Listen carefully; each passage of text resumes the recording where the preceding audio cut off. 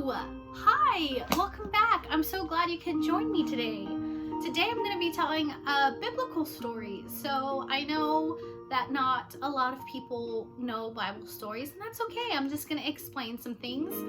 So, this story his name is Eutychus, and he was a young man who was at church. And I know that when I was younger, I fell asleep a lot in church. And it's okay. That is okay. But Eutychus was a young man, so about like 17 or 18, and he was sitting on the window, and Paul, who was a pastor at the time, was preaching, and he was preaching, and he was preaching, and he was preaching. And during the preaching, Eutychus would nod off, wake up, do it again, and again, and again, until one time he just fell asleep.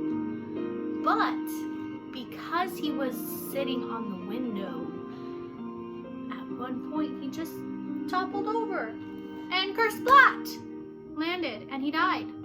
And all the king's horses and all the king's men couldn't put Eutychus back together again. But that's okay. It's okay. The story doesn't end there.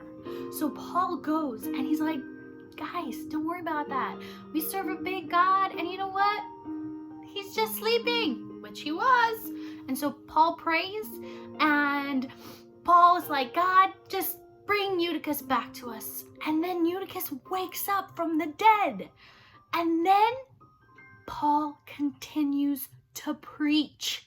Okay? This guy preached from sun up to sundown, and he didn't even let death get in the way of it. So you know what, guys? The moral of the story is, be more like Paul and not Eutychus. Thanks.